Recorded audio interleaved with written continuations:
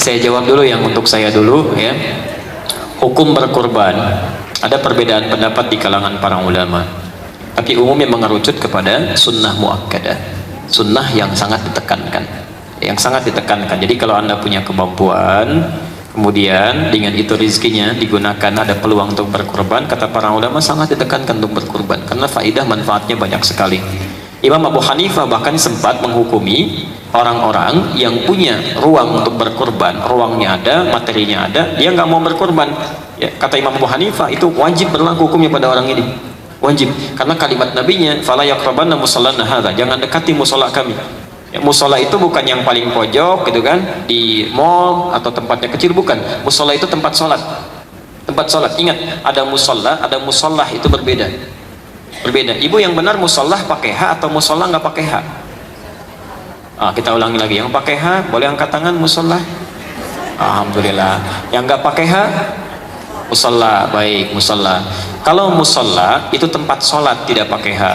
Kalau musolah tempat ibu disolatkan. Udah pakai sekarang ya. Musallah itu perempuan disolatkan, musallah, musallin orang solat, musallah yang disolatkan ya, pakai tamar butoh di ujungnya. Jadi kalau ibu pulang ke rumah nulis ya, punya pribadi tulis ini musallah saya, itu ibu disolatkan di situ gitu ya, pakai H. Baik. Fala yaqrabanna musallana hadza, jangan dekat-dekat tempat salat kami. Tempat salat itu di mana? Dalam hadis lain disebutkan, innama ju'ilatil ardu li wa li ummati masjidan tahuran. Dijadikan semua tempat di bumi selain yang kotor itu tempat salat, tempat sujud. Ya seakan-akan jangan dekati bumi ini. Kalimat hadis ini ingin menunjukkan mending enggak usah hidup dah. Dikubur aja sekalian gitu. Punya kesempatan kurban disepelekan. Maksudnya disepelekan, enggak mau dia, ini mah enteng, gampang deh. Yang seperti itu kata Nabi, jangan dekati tempat salat kami. Jangan beri ruang di bumi gitu ya. Maka Abu Hanifah mengatakan wajib bagi orang itu, tapi kata para ulama, jumhur ulama mayoritas mengatakan tidak sampai pada hukum wajib, cuma dia berdosa bermaksiat, di sunnah muakkadah. Nah kemudian apakah menjadi harus setiap tahun? Tidak tentu harus ya, jadi bukan kewajiban hukumnya, tapi menjadi sunnah kalau ada kelapangan di situ. Jelas ya? Korban adalah amalan sunnah, bukan wajib. Korban dalam mazhab kita Imam Syafi'i adalah amalan sunnah dan bukan wajib. Jadi dalam mazhab Imam Abu Hanifah, korban adalah sunnah, dan sunnahnya adalah setiap tahun, bukan seperti haji seumur hidup sekali. Ini kesalahpahaman di kampung kita. Kalau diajak korban, Bu Haji sudah korban, sudah, alhamdulillah. Kapan? 10 tahun yang lalu. Ini salah paham pasti. Jadi kesunahan korban itu seperti kesunahan puasa Arafah. Kapan datang bulan Arafah, kita disunahkan datang 8 bulan haji, hari Arafah kita disunahkan kapan datang bulan haji disunahkan korban. Tahun kemarin korban lagi, kemarin korban lagi, terus. Ini kami merasa ada di sebagian kampung itu begitu kalimatnya, sudah korban, sudah. Sampai pertanyaannya, Buya ini belum akikah, belum korban. Kok belum korban? Duluan mana? Ini menunjukkan salah faham tentang masalah korban. Kapan Anda masuki bulan haji, maka disunahkan Anda berkorban. Berkorban. Dan satu orang aslinya satu. Kalau sapi digunakan untuk 7 orang, onta 7 orang, Anda berkorban. Baik. Dan berkorban itu hanya untuk orang yang meninggal dunia pada dasarnya. Orang yang hidup saja, bukan orang meninggal dunia. Orang yang hidup, Anda berkorban untuk diri Anda. Anda punya anak, oke. Baik.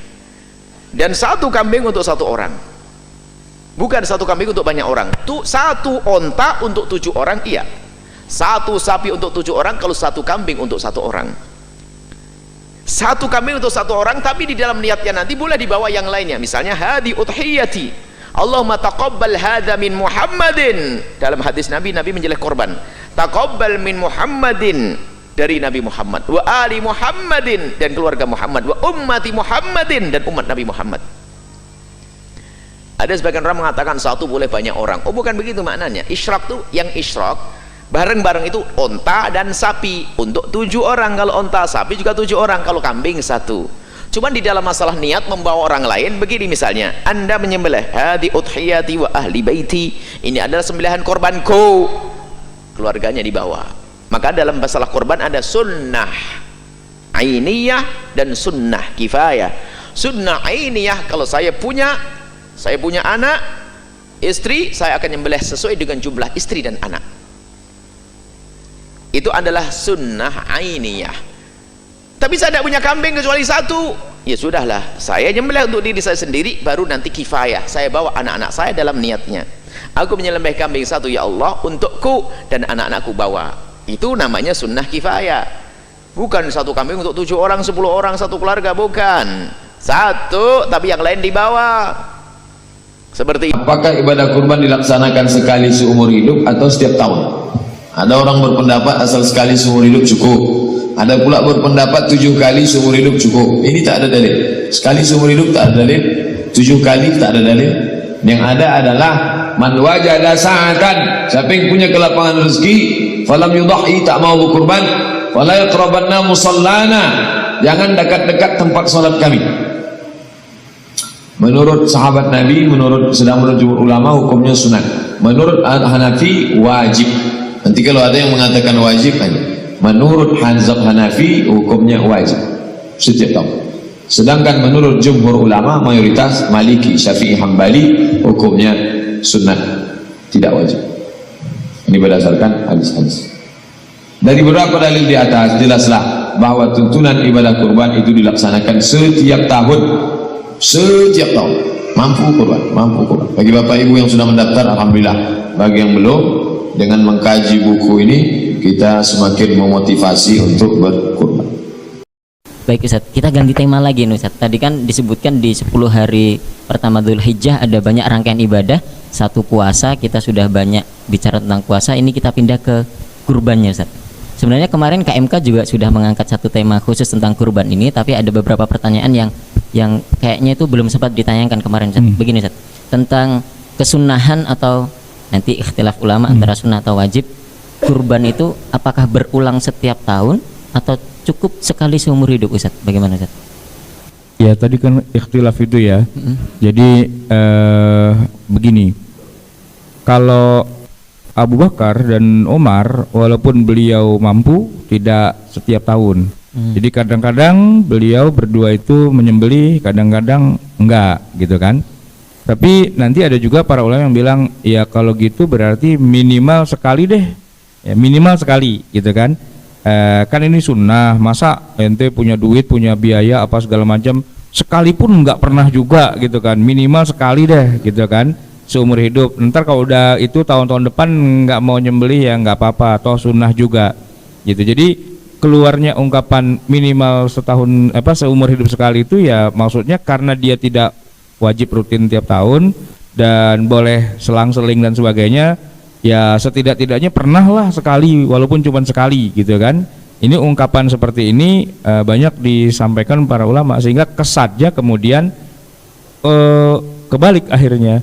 Kurban tuh sekali aja seumur hidup, nggak usah rutin. Nah ini udah lain lagi kan. Nah, yang sekali aja seumur hidup itu Pak, itu haji gitu kan.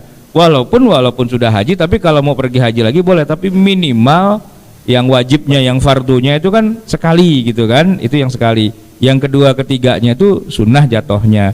Nah kalau kurban kan sunnah dari awal semuanya, jadi nggak wajib lah setiap tahunnya, tapi minimal ya sekali itu juga gitu. Cuman nggak dibatasi, ente kan udah pernah sekali, ya udah nggak jangan kurban lagi, ya nggak juga, ya silahkan aja. Bahkan mau setiap tahun pun juga bisa gitu. Bahkan yang lucu saya gitu, saya di sini ditagih, di sono ditagih, di mana ditagih, ayo dong korban, sono korban lagi, banyak saudara, banyak korban akhirnya gitu kan, gitu nggak cuma di satu tempat doang gitu. Saya pengen bilang prek dulu napa gitu, nggak bisa, kalau antum kagak korban yang lain pada enggak gitu kan. Ya akhirnya korban 3, korban 4 gitu kan, jadi banyak akhirnya mau nggak mau ya disyukuri saja lah masih bisa berkurban gitu kan.